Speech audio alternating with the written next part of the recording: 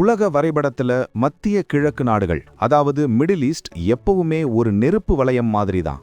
ஆனா இப்போ அங்க நடந்திருக்கிற ஒரு விஷயம் ஒட்டுமொத்த உலகத்தையும் ஆச்சரியப்பட வச்சிருக்கு. காலம் காலமா எதிரிகளா இருந்த சவுதி அரேபியாவும் ஈரானும் இப்போ கை கோர்க்கறாங்களா? அமெரிக்காவோட ஒரு அதிரடி திட்டத்துக்கு சவுதி அரேபியா நோ சொன்னதுக்கு பின்னாடி இருக்கிற ரகசியம் என்ன? இத பத்தி தான் இன்னைக்கு நாம ஆழமா பார்க்க போறோம். ஈரான் மேல தாக்குதல் நடத்த திட்டமிட்டப்போ சவுதி அரேபியா எடுத்த அந்த ஒரு முடிவு இப்போ சர்வதேச அரசியல்ல மிகப்பெரிய அதிர்வலைகளை ஏற்படுத்தியிருக்கு. இது வெறும் 2 நாடுகளுக்கிடையிலான பேச்சுவார்த்தை மட்டுமில்ல, இதுக்கு பின்னாடி உலகளாவிய பொருளாதாரமும் பல வருஷ பகையும் ஒளிஞ்சிருக்கு. முதல்ல இப்போ என்ன நடந்ததுன்னு தெளிவா பார்ப்போம். ஈரான் மேல தாக்குதல் நடத்துறதுக்காக அமெரிக்கா தன்னோட வான்வழி, அதாவது ஏர் ஸ்பேஸை பயன்படுத்திக்கணும்னு நினைச்சப்போ சவுதி அரேபியா அதுக்கு ரொம்ப கராரான ஒரு பதிலை சொல்லியிருக்கு. எங்க வான்வழியை ஈரான் மேல தாக்குதல் நடத்த நாங்க கொடுக்க மாட்டோம் அப்படின்னு சவுதி அரேபியா திட்டவட்டமா தெரிவிச்சிருக்கு. இது அமெரிக்காவுக்கு ஒரு பெரிய பின்னடைவா பார்க்கப்படுது. ஏன் அப்படின்னா, ஈரானை அட்டாக் பண்ணணும்னா சவுதியோட லொகேஷன் அமெரிக்காவுக்கு ரொம்ப முக்கியம். ஆனா இங்கே தான் ட்விஸ்ட். அமெரிக்காவோட நெருங்கிய நண்பனா கருதப்படுற சவுதி அரேபியா இப்போ ஈரானுக்கு ஆதரவா நிக்கிறதுக்கு பின்னாடி ஒரு வலுவான காரணம் இருக்கு. ராய்ட்டர்ஸ் போன்ற சர்வதேச ஊடகங்கள் சொல்ற தகவல் படி சவுதி அரேபியா இந்த மெசேஜை நேரடியாகவே ஈரானுக்கு அனுப்பிடுச்சு. சரி, அமெரிக்கா ஏன் இப்போ ஈரான் மேல கோவமா இருக்கணும்? அதுக்கு காரணம் ஈரானுக்குள்ள நடக்கிற உள்நாட்டு கலவரங்கள் தான். ஈரானோட உச்சபட்ச தலைவர் அயதுல்லா அலி கமேனி தலைமையிலான அரசுக்கு எதிரா அங்க இருக்கிற மக்கள் போராட்டம் நடத்திட்டு வராங்க. இந்த போராட்டத்துக்கு முக்கிய காரணமே அங்க நிலவுற மோசமான பொருளாதார நெருக்கடி தான். அத்தியாவசிய பொருட்களோட விலை உச்சத்துக்கு போயிருச்சு. வேலையில்லா திண்டாட்டம் அதிகரிச்சிருச்சு. கடந்த மாசம் 28ஆம் தேதி ஆரம்பிச்ச இந்த போராட்டம் இன்னைக்கு வரைக்கும் குறையாம போயிட்டே இருக்கு. இதையெல்லாம் கவனிச்சிட்டு இருந்த அமெரிக்க அதிபர் டொனால்ட் ட்ரம்ப் ஈரானுக்கு ஒரு எச்சரிக்கை விடுத்தாரு. மக்களை போராட விடுங்க, அவங்கள ஒடுக்காதீங்க, மீறினா நாங்க தலையிடுவோம் அப்படின்னு சொன்னாரு. இதுதான் இப்போ இருக்கிற பதட்டமான சூழல். அறிக்கைகள் கூறுவது என்னன்னா, இந்த போராட்டங்கள்ல இதுவரைக்கும் சுமார் 2000 பேர் கொல்லப்பட்டிருக்காங்க. பல்லாயிரக்கணக்கான மக்கள் கைது செய்யப்பட்டிருக்காங்க. இந்த நிலைமைக்கு காரணமே அமெரிக்காவும் இஸ்ரேலும் தான் அப்படின்னு ஈரான் வெளிப்படையாவே குற்றம் சாட்டுது. இப்போ ஒரு கேள்வி வரலாம், அமெரிக்காவுக்கும் சவுதிக்கும் என்ன ஆச்சு? ஏன் சவுதி இப்போ ஈரானை காப்பாத்துது? இதோட பின்னணியை நீங்க புரிஞ்சுக்கணும்னா சவுதி அரேபியாவோட தற்போதைய ராஜதந்திரத்தை நாம கவனிக்கணும். உங்களோட கருத்து என்ன?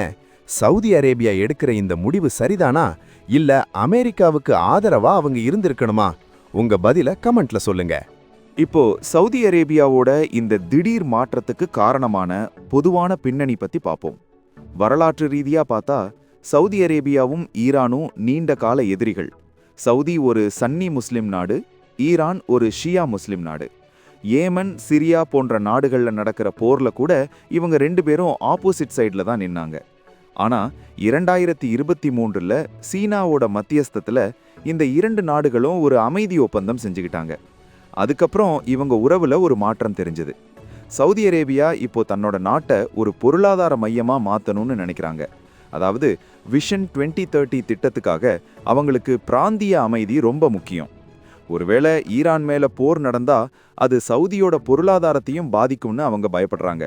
இதுக்கு முன்னாடி சவுதி அரேபியாவோட எண்ணெய் கிணறுகள் மேல ட்ரோன் தாக்குதல்கள் நடந்தப்போ அமெரிக்கா பெருசா எந்த உதவியும் செய்யலைங்கிற ஒரு அதிருப்தியும் சவுதிக்கு இருக்கு. இதனால தான் நாம ஏன் மற்றவங்க சண்டைக்காக நம்ம நாட்டை ஆபத்துல போடணும் அப்படிங்கிற முடிவுக்கு சவுதி வந்திருக்கு. இந்த ஒரே விஷயம்தான் இப்போ அமெரிக்காவை யோசிக்க வச்சிருக்கு. ஈரான் மேல வான்வழி தாக்குதல் நடத்தணும்னா சவுதி, ஜோர்டான் போன்ற நாடுகளோட ஒத்துழைப்பு அமெரிக்காவுக்கு கட்டாயம் தேவை. ஆனா சவுதி இப்போ நாங்க யாருடைய ராணுவ நடவடிக்கைக்கும் ஒரு பகுதியா இருக்க மாட்டோம்னு சொல்லிட்டதுனால அமெரிக்காவோட போர் திட்டத்துல ஒரு பெரிய ஓட்டை விழுந்திருக்குன்னு தான் சொல்லணும். அடுத்ததா இந்த மோதல்னால உலகத்துக்கு என்ன பாதிப்பு ஏற்படும்னு பார்ப்போம். ஈரான் அமெரிக்கா மோதல் வெடிச்சா அது நேரடியா கச்சா எண்ணெய் விலைய பாதிக்கும். உலகத்துல அதிக அளவு எண்ணெய் ஏற்றுமதி செய்யற நாடுகள் இங்க தான் இருக்கு. போர் நடந்தா எண்ணெயோட வரத்து குறைஞ்சு பெட்ரோல், டீசல் விலை எக்கச்சக்கமா ஏறும். இதனால இந்தியா மாதிரி நாடுகளுக்கு பெரிய தலைவலியா மாறும். குறிப்பா நம்ம தமிழ்நாட்டில் இருக்கிற சாமானிய மக்கள்ல இருந்து பெரிய நிறுவனங்கள் வரைக்கும் இதோட பாதிப்பு இருக்கும். எரிபொருள் விலை ஏறினா மளிகை பொருட்கள்ல இருந்து காய்கறி வரைக்கும் எல்லாமே விலை ஏறும். இதனால தான் உலக நாடுகள் எல்லாமே இந்த பதட்டத்தை எப்படி தணிக்கலாம்னு யோசிச்சுட்டு இருக்காங்க. இதற்கிடையில் ஈரான் அரசு தங்களோட போராட்டக்காரர்களை இன்னும் கடுமையா ஒடுக்கிட்டு வர்றது மனித உரிமை ஆர்வலர்கள் மத்தியில பெரிய கவலையை ஏற்படுத்தியிருக்கு. சரி, இப்போ உண்மை என்ன? அமெரிக்கா நிஜமாவே ஈரானை தாக்குமா? அமெரிக்கா இதுக்கு முன்னாடி ஈராக், லிபியா போன்ற நாடுகள்ல செஞ்ச மாதிரி ஒரு ஆட்சி மாற்றத்தை ஈரானுக்குள்ளேயும் கொண்டு வரணும்னு நினைக்கிறாங்க. ஆனா ஈரான் ராணுவம் மற்ற நாடுகளை விட ரொம்ப வலிமையானது. அவங்க கிட்ட ஏவுகணை தொழில்நுட்பங்கள் அதிகமா இருக்கு. ஒருவேளை அமெரிக்கா தாக்குனா ஈரான் பதிலுக்கு இஸ்ரேல் மேலேயோ அல்லது வளைகுடா நாடுகள் மேலேயோ தாக்குதல் நடத்த வாய்ப்பிருக்கு. இந்த ஆபத்தை உணர்ந்ததால தான் சவுதி அரேபியா ரொம்ப கவனமா காய் நகர்த்துது. நாங்க யாரு பக்கமும் இல்ல, ஆனா போர் மட்டும் வேணாம் அப்படிங்கிறது தான் சவுதியோட இப்போதைய பாலிசி. இதனால ஈரானோட உச்சபட்ச தலைவர் கமேனிக்கு ஒரு பெரிய நிம்மதி கிடைச்சிருக்குன்னு சில ஊடகங்கள் தெரிவிக்குது. இங்க சில முக்கியமான கேள்விகளுக்கு நாம பதில் தேடணும். முதலாவது கேள்வி, சவுதி அரேபியா அமெரிக்காவை முழுமையா கைவிட்டுருச்சா? பதில் என்னன்னா இல்ல. பாதுகாப்பு ரீதியா சவுதி இன்னமும் அமெரிக்காவை தான் நம்பி இருக்கு. ஆனா இப்போ அவங்க தன்னோட சுயநலத்தையும் நாட்டின் வளர்ச்சியையும் முன்னிறுத்துறாங்க. ரெண்டாவது கேள்வி, ஈரானோட போராட்டம் முடிவுக்கு வருமா?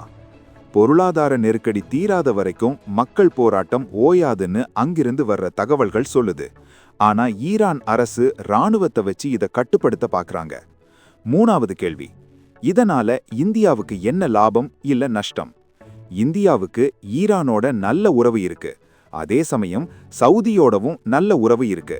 ஒருவேளை போர் வந்தா இந்தியா ரெண்டு பக்கமும் பேசி சமாதானம் செய்ய வேண்டிய ஒரு கட்டாயத்துல இருக்கும். இந்த ஒட்டுமொத்த நிகழ்வை நாம அலசி பார்த்தோம்னா ஒரு விஷயம் தெளிவா புரியுது. உலக அரசியல் இப்போ ஒரு மாறாத ஒரு நிலையை நோக்கி போய்கிட்டு இருக்கு. ஒரு காலத்துல அமெரிக்கா என்ன சொன்னாலும் கேட்ட நாடுகள் இப்போ தன்னோட நாட்டின் நலனை மட்டும் பார்க்க ஆரம்பிச்சிட்டாங்க. இது ஈரானுக்கு கிடைச்ச ஒரு தற்காலிக வெற்றியா இருந்தாலும் அமெரிக்காவோட அடுத்த மூவ் என்னவா இருக்குங்கிறது தான் இப்போ இருக்கிற மிகப்பெரிய கேள்விக்குறி. ஐக்கிய நாடுகள் சபை, UN போன்ற அமைப்புகள் அமைதியை வலியுறுத்தினாலும் களத்துல நிலைமை வேற மாதிரி இருக்கு. உறுதியாக தெரிந்தது என்னவென்றால் அமெரிக்கா தனது பிடியை மெல்ல மெல்ல இழந்து வருகிறதா என்ற சந்தேகம் சர்வதேச நிபுணர்கள் மத்தியில் எழுந்திருக்கிறது. சவுதி அரேபியாவோட இந்த நோ அந்த சந்தேகத்தை இன்னும் அதிகமாக்கியிருக்கு.